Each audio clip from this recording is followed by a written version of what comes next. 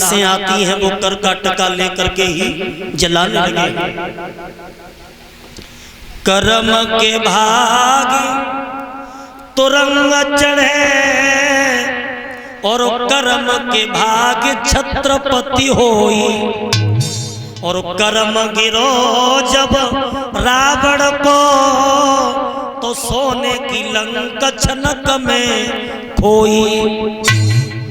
20 भुजा और 10 शीस कटे, और हिलकी भरे नारी मंदोदरी रोई। और कहीं विशेष जाई जग में, अरे कर्म करे सो करे न कोई। कर्म दंड बैकुंठ खजाना, और सड़े गले न होए पुराना। आज मेरी माता बहनों भाइयों, राजा हरिश्चंद्र ड्यूटी लग गई, और उधर वो मैया तारा ब्राह्मणी के घर में भोजन बनाती है। बेटा बगिया से फूल तोड़ के लाता है, तो धीरे धीरे एकादशी का समय आ जाता है। और जब एकादशी का वक्त आता है तो ब्राह्मणी आज रानी तारा को बुलवा के बोली है, रानी अपने बेटा से कहो आज हमारे यहाँ एकादशी का समय है, और वो बगिया से जाए और पूजा के लिए फूल तोड़ के ले आए।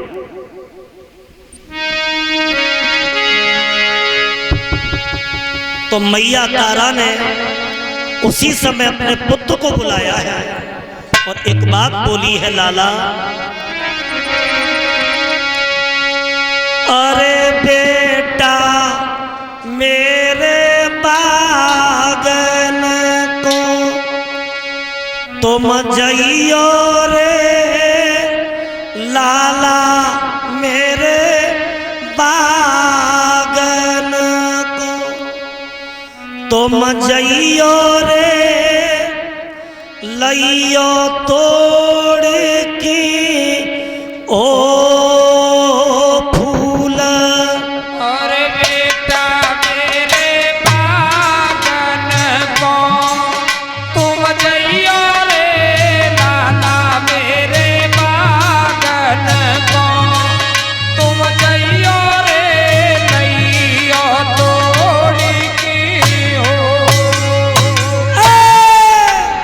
बेटा मेरे बागन को तुम जइयो रे, लाला मेरे बागन को तुम जइयो रे, लइयो तोड़ के हो फूल। बेटा मेरे बागन को तुम जइयो रे, लाला मेरे बागन को तुम जइयो रे, लइयो तोड़ की हो। अरे लइयो तोड़ की फूल कुमार बागन को जइयो, जो कहोई अबेर दिल में बेटा मत रुक जाइयो। तू सुन ले मेरी बानी और पूजा खंडित होई के कह रही तारा, बेटा मेरे बागन को तुम जइयो रे, लाला मेरे बागन को तुम जइयो रे, लइयो तोड़ की हो। मैया तारा ने छपरिया दी और कहा के बेटा फूल तोड़ने जाओ। रोहतास बाग में पहुंचा है फूल तोड़ने के लिए, लेकिन कपटी विश्वामित्र को ये बहनों मालूम पड़ गया कि रोहतास बाग में जा रहा है। तो कपटी विश्वामित्र ने कमंडल से जल लिया और जल लेकर के मंत्र को पढ़ा, और मंत्र को पढ़कर के जल को जमीन पे पटका और कहा कि नाग देवता तैयार हो जाओ। तैयार नाग देवता को तैयार किया। और कहा कि बाग में पहुंचो, बाग में एक बच्चा आ रहा है, वो बच्चा जिंदा लौट करके नहीं जाए। सो वो नाग जाकर के एक रोस में छिप करके बैठ गया। लेकिन मेरी बहनों, आज वो रोहितास बाग में पहुंच करके फूल तोड़ता जाता है, छपरिया में रखता जाता है और आगे बढ़ता जाता है।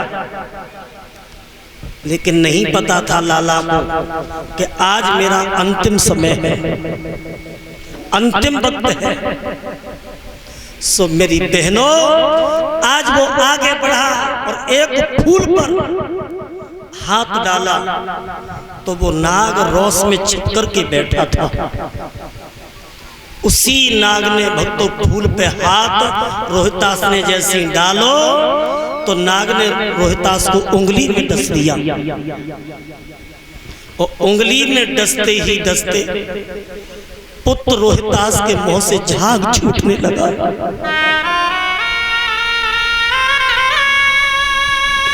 माँ, मैया मुझे बचाओ, माँ मुझे बचाओ। और मैया मैया कह के बेटा ने उसी बाग में गिर करके अपने प्राणों को त्याग दिया। और जैसे ही रोहितास ने प्राण त्यागे हैं, कपटी विश्वामित्र ने क्या किया है, काशी में जाकर के और काशी में आवाज लगा दी है कि काशी की बहनों, किसी माँ का इकलौता पुत्र बगिया में गया है और उस बेटा को नाग ने डस लिया। वो मैया अपने पुत्र को जाकर के देखे, किसी का बेटा नहीं गया था, केवल मैया तारा का पुत्र गया था। आज वो मैया तारा निकल करके बाहर आती है और तब तक विश्वामित्र आगे बढ़ गए। तारा ने ब्राह्मणी से कहा कि मैया, मैंने अभी अभी ये सुना है कि मेरा पुत्र बाग में फूल तोड़ने गया था तो मेरे बेटा को नाग ने डस लिया। ब्राह्मणी बोली, तू अच्छी बच्चे वाली है और किसी के बच्चे नहीं है, तेरा ही अकेला बेटा है। अरे पहले झाड़ू लगा और झाड़ू लगाने के बाद घर की साफ सफाई कर, उसके बाद भोजन बना और भोजन के बाद ठाकुर जी का भोग लगा। जिस माँ के पुत्र की लाश पड़ी हो, क्या उस मैया को भोजन अच्छा लगेगा? लेकिन पराधीन थी बेचारी, साफ सफाई करके भोजन बनाती है, आंसू टपक जाते हैं। सो ब्राह्मणी कहती है कि तूने भोजन बेकार कर दिया, दोबारा भोजन बना। दोबारा भोजन बना करके बोली, माँ अब तो मैं चली जाऊं। बोली जा, लेकिन जल्दी लौट के आना, मैंने तुझे 20 हार सोने में खरीदा है। सो बेचारी नंगे पैर डाहिन की तरह भाग गई और बाग में पहुंची तो बाग में पुत्र की लाश पड़ी थी, मुंह से झाग निकल गया था।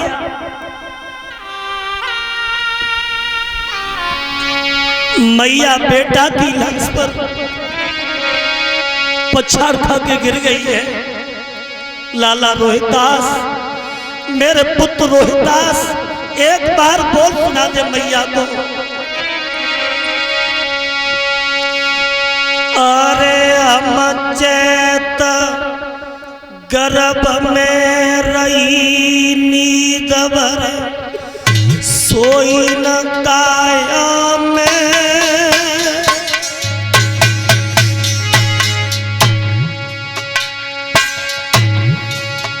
मैंने पाल किया पर वृक्ष बैठने पाई छाया में।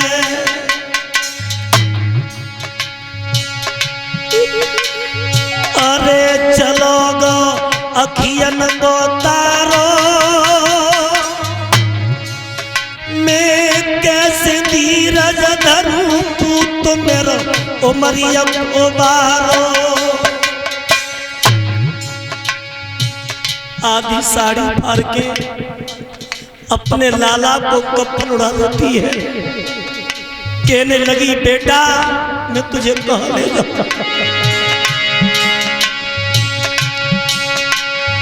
अरे बड़ी आज कर्जा की तंगी,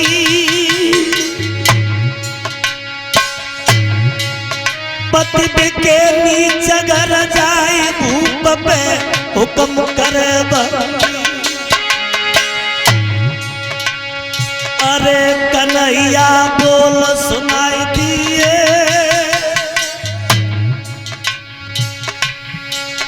तेरी मैया पूछे बात डाइन को धीर बधाई दिए। अरे रोई रही बादन दुखियारी, गैया सी डकराई कुमर की रोबे मेहतारी। गैया सी डकराई लला की रोई रही मेहतारी।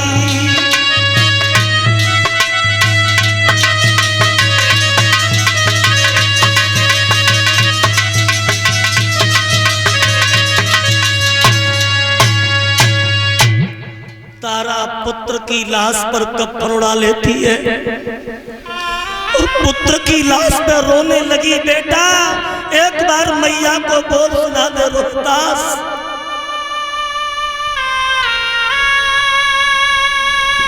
सुबह के माली ने कही कि बहन तुम्हारा बच्चा मर गया है, अब इसकी लाश को इस बाग से ले जा। सो बल करके बेचारी लाश को उठाती है। लाश तो उठा ली लाला की और लाश को लेकर के मरघट की तरफ चली।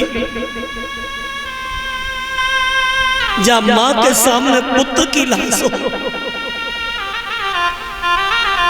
वैसे तो दुख बहुत है, बड़े दुख हैं चार और भू में हरण भैया